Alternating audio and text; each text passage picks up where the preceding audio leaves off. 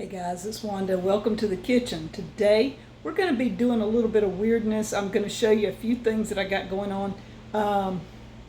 I'm taking a recipe in my cookbook and I think it's tomatoes and corn and okra, something like that.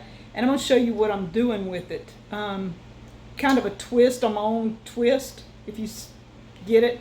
I don't always cook by recipe.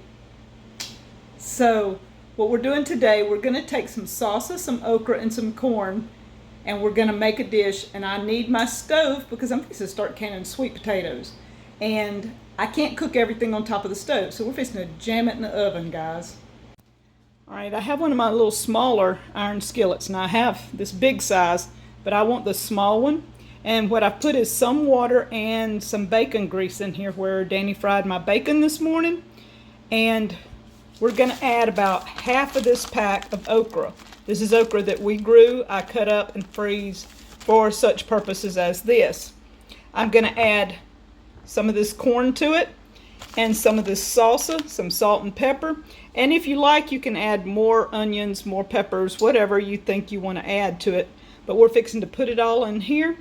And I'm going to mix it up a little bit and I'm going to put it in the oven. Instead of cooking it on the stove, I'm putting it in the oven because I need all this space for canning. All right, this is what it's looking like. I've added my salt and my pepper, corn, okra, and salsa. It's going in the oven. We're going to have it at about 350 for about 30 to 40 minutes. We'll check the okra. That's the main thing that needs to cook. It's the okra. And when the okra's done, it should be done.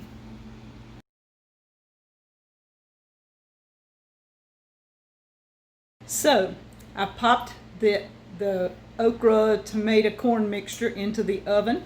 I also have in there some chicken thighs. Danny likes that type meat better, and I coated in pecan meal. Then I have some chicken tenders that I coated in pecan meal, but I added to mine some of my smoked peppers from last year. I smoked my peppers on the grill.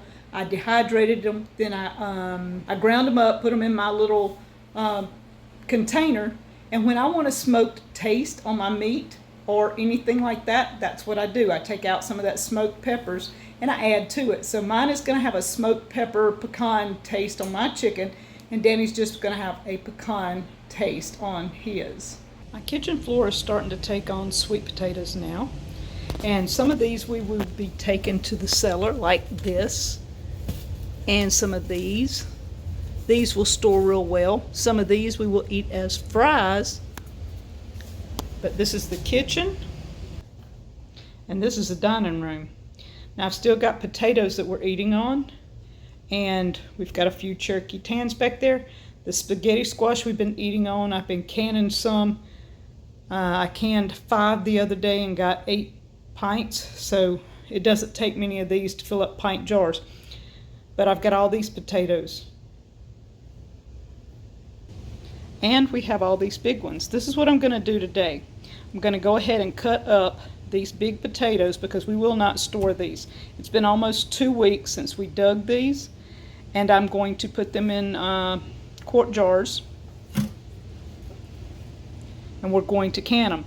Now we have canning videos on Deep South, canning sweet potatoes. So I'm not going to show the process, but these are the ones I'm going to be canning today.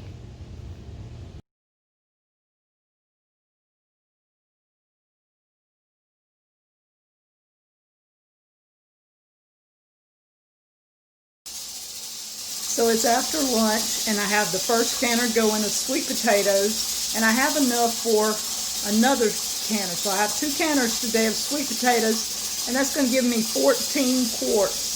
That's a great start. I did the big potatoes. I think it was 5 of them. And I found 2 more that were good sized little potatoes, but they were odd shaped. So I did those, and I'll have enough for 2 canners. That's pretty awesome today. And for lunch, it turned out awesome.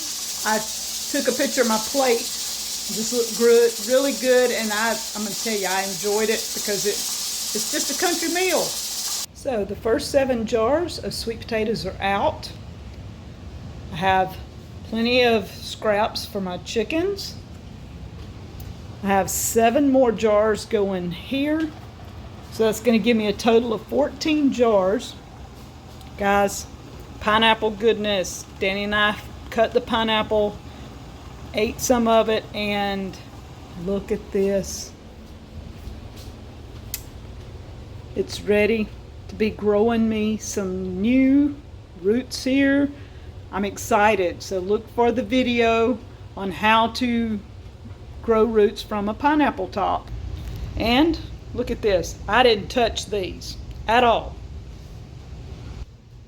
And it doesn't look like I touched these at all. And I canned 14 quarts. And we have a whole field of these to go, like 5 rows.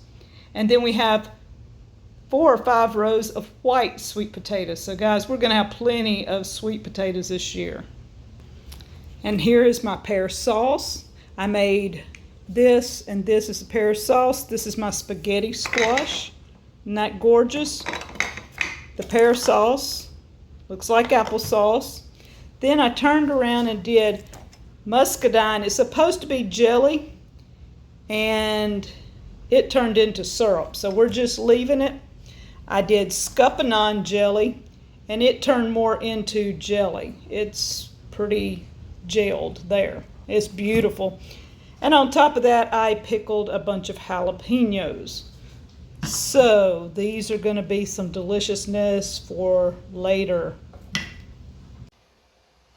I'm glad you guys stopped by today. Lunch was awesome. The canning is going well. I've heard things pop. Danny and I got to try the pineapple. I'm going to have some juice here in a little bit so I can be freezing it. Today's been a good day. Hope your day has been too. And let's remember all those that were in the path of the storm and the damage that has been done, and pray for them and let them know that you're thinking about them. Thank you guys from Crazy Days.